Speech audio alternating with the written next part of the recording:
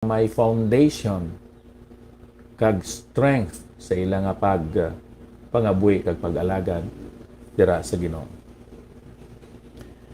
Sa Mateo Kapitulo 7, sa tapos nga si Ginoong Hesus nakatudlo kag nakawali sa ginatuwag naton Sermon on the Mount, may mga responses ang mga tao sa iyang gitudlo kag nga ginwali. Duha ka klase sang sabat o kon response nga himo ang mga tao. Ang una, amo ang response sa pagsikway. Ikadua, ang response sa pagtuman. So siling dire, inang mga tao nga nagapamati isang pulong sa Ginoo, daw kaangay lang sila sang tao nga nagatukod sang balay. Ang una, nagatukod sang iya balay sa balas-balason nga foundation. Busang tagsa-tagsa nga nagapamati sining mga pulong. Kag nagatuman sa ila, ipaangay sa taong mainandamon nga nagtukod sang iya balay sa ibabaw sang igang. Kag nagulan, kag nagbaha, kag naghuyop ang kahanginan. Kag nagsampi sa atong balay, kag wala ini mapukan, kay natukod ini sa ibabaw sang igang. So, kinahanglan ang tao sa nagapamati siya sa pagtudlo o kung pagwali sang pulong sang Dios, kaangay sa sining ginahimo nimo karon. Kag kun imo ini tumanon, do kaangay lang ikaw sang isa ka tawo nga nagtukod sang iya balay sa isa ka malig-on nga bato. Pero kung imo isikway ang pulong sa Ginoo, kaangay ikaw sang tao nga nagapamati sining mga pulong kag wala nagatuman sa ila, ipaangay sa taong buang-buang nga nagtukod sang iya balay sa ibabaw sang balas, kag nagulan, kag nagbaha, kag naguyop ang kahanginan, kag nagsampi sa atong balay, kag napukan ini, kag dako ang iya nga pagkapukan. Busay gala kung ang imo response o kung sabat sa pagtudlo kag pagwali sang pulong sa Ginoo amo ang response sa pagbaton kag sa pagtuman, pagkabuhi kag paghimo sini sa imo nga kabuhi. Kaangay ikaw sang isa ka tawo nga nagtukod sang iya balay dira sa bato. So are you founded? Are you strong sa imo pagkabuhi subong nga mga Kristohanon? There are many weak or soft foundations sa kabuhi. Personality, ang gahom, ang posisyon, ang pagkabutang, ang dungog. Ini mga sandi, balas-balason ini nga mga pundasyon sa pagluntad kag sa pagpangabuhi. Pero may ara nga strong foundation. Ang foundation sang pagkabuhi sang mga Kristohanon amo ini ang sadsaran sang pulong sang atong Ginoo, the Word of God. Nga nga malig-on nga sadsaran ang pulong sa Ginoo. Tungod kay ang pulong sa Ginoo is the inspired Word of God. Gininhawa ining pulong sa Ginoo sang balaan nga Espiritu. Amo ining pagtudlo sa nagatuon sa pulong sa Ginoo nga the inspiration of the Scriptures. Ang kahulugan sinang inspiration of the Scriptures, hindi nga ang writers sining Scriptures amo ang inspired, kundi nga ang pulong mismo amo ang inspired. Ang writings amo ang inspired, hindi ang writers. Okay? Busa, ang ilang nasulat, inerrant, walay sayop, infallible, masaligan. Tungod kay ang pulong sa Ginoo, inspired, inerrant, infallible, may authority ini sa imo o kag sa akon nga kabuhi. So, the first reason that Christians can have the strong foundation and strength sa ila pagkabuhi subong nga mga tumulo ni Kristo Jesus, amo ang the inspiration of the Scriptures. Number 2, the immutability of God. Anong kaulugan sinang immutability of God? Nagakaulugan inaabyan sang unchangeability of God. Inablang ang Diyos naton wala nagabag-o. Kung naton usisaon, wala siya nagakinanglan nga magatubo, kag maga-improve, kag maga-develop. Kay siya is already perfect. Can you improve on something or someone who is already perfect? Hindi na nimo kinahanglan nga hilabtan ina. Ining aton Dios tungod kay siya kumplito na. Perfect na, himpit na ni siya. Hindi na naton ini siya pagaliwaton. Oo, sige ng Isos ang nagkari siya sa kalibutan, subong nga tao. Siya nangin ginatuwag nga fetus sa tiyan ni Maria. Siya ginpanganak, ginbata ni Maria. Nagtubo siya, nahimo siya nga bayong-bayong o teenager. Nahimo siya hamtong nga tao. Hasta ang edad niya 33 katuig kag siya naghalad sa iya kabuhi para sa imo kag sa akon. Ang iya pagkatao nag-improve abyan tungod kay siya tao. Kag amo ina isa sa mga kinaiyas ng tao nga ang tao nagatubo.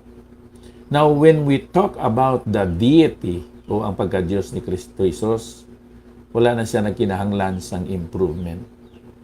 Inatudlo ina nga He is unchangeable. Ang bersikulo naton sinaabyan amo ang Hebrews 13:8. Jesus Christ the same yesterday, today, and forever. Pareho lang siya. Kahapon, karon, kag sa palabuton. Why? Because He is perfect. Tungod kay ang Diyos naton perfect, ang aton ginatindugan nga mga pagtulunan niya, masaligan, strong foundation. Kung nagaduwa-duwa kita abyan sa sinang aton Ginoo kag sa iya gahom abilidad sa pag-reveal sang mga kamaturan. Kaya ang mga kamaturan abyan nga ginhambal diri sa Balaan Kasulatan, ginatuwag ini nga absolute. Absolute. Wala na sang kahigayonan nga magabag-o kay absolute naman. Isa sa mga absolutes amo ini. 1 plus 1 is always equals 2. Amo inaabyan ang ilustrasyon sang absoluteness.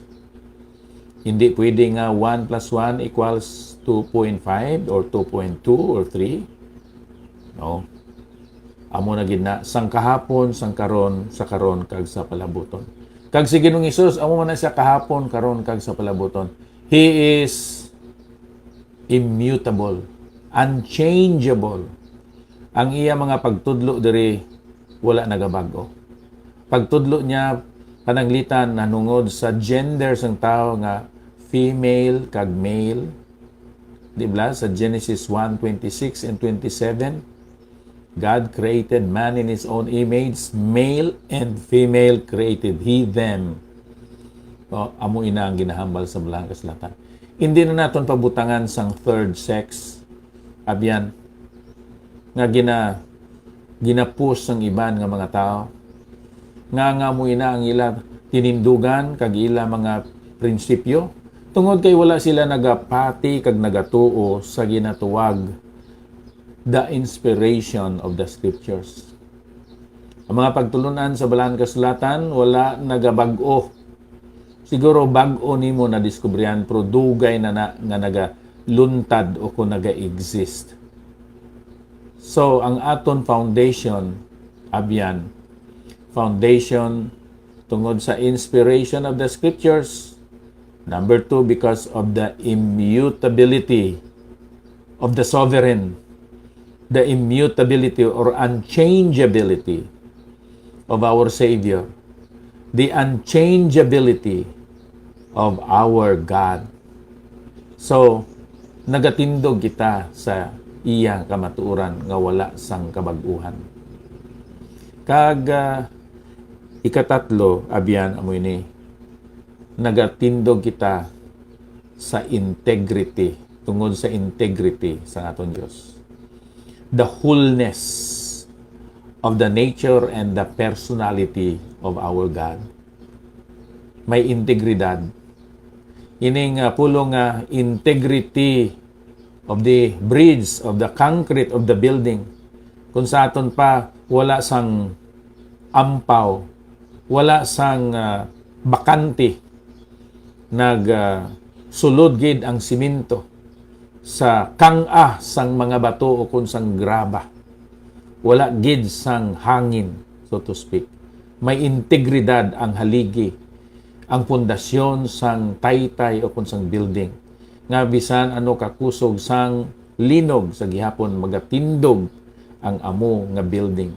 Tungod kay may integridad ang pundasyon kag ina nga building o kon taytay. Adyan ang aton Ginoo may integridad. Tungod sina ang mga tao nga nagasalig kag nagasalig sa iya, abyan, makatindog nga malig-on, nga may kasiguruhan, kag may paglaom. Amoy niyang kabangdanan, abyan, nga si Pablo nagsiling sa 1 Corinthians 15:58, therefore, my beloved brethren, be steadfast and firm, unmovable, founded and strong. For as much as you know that your labor is not in vain in the Lord. Ang Kristohanon may fruitfulness kag makaangkon siya sa ginatawag success o kon kadaugan sa iya pagpangabuhi kag pag-alagad dira sa Ginoo. Amo ini nga mga kamaturan na ako nakita abyan diri sa 1 Corinthians 15:58. Kag ibili na kon subong mga pamangkot. Are you steadfast and firm? Are you strong and founded on the scriptures, on the sovereignty of God, and the integrity of the sovereign? And lastly, are you successful and fruitful in your Christian life? Magsilinggan ko, successful, you are doing what God wants you to do. You are living on what God wants you to be sa imo nga espirituhanon nga pagpangabuhi. Kabay pakuntani ini nga mga pagtulunan, mga puntos, mga leksyon, magapabilin sa imo panguna-una abyan kag magapanawog sa imo nga tagipuson kag imo ipagwa dira sa imo mga binuhatan kag mga proyekto sa imo espirituhanon nga pagpangabuhi. Dios nga balaan, adamong gid nga salamat nga we can find firmness, foundation, and fruitfulness in you. We can be steadfast, strong, and successful because of your grace and guidance upon our lives. Bless our day, keep us from sin, make us channels of blessings to others, and give us the joy that does not depend upon happenings, but on our relationship and fellowship with you. In Jesus' name, Amen. Nairil salamat gid sa imong nga pag-replay sa sining aton nga segment karon. Diri ako sa pag-greet sa aton mga abyan. Ma'am Rose Kadilig, good morning. Dira sa imo man. Pastor Benjamin Amar, Mr. Crayula man, kamusta? Salamat Ginoo sa imo ginpadala. Pastor Mawilito Bakang, amen. Pastor Dalaygon ang pulong sa Ginoo. God bless us. Good morning everyone. Amen. Samuel Tiad, Sandy Kin, good morning Pastor, watching from Thailand. Yes. Thank you. I'm delighted and elated, Sandy, nga nakatanaw kag nakapamati ikaw karon sa sining aton segment. Halin pa diri sa Bay City Fellowship Baptist Church, Bay City, Negros Oriental. Ako si Pastor Ipapasakar, nagapanghinaot o kung nagawish ng imo adlaw karon malipayon kag makahuluganon. Ang imo eternidad mahimayawan. Madamo gid nga salamat.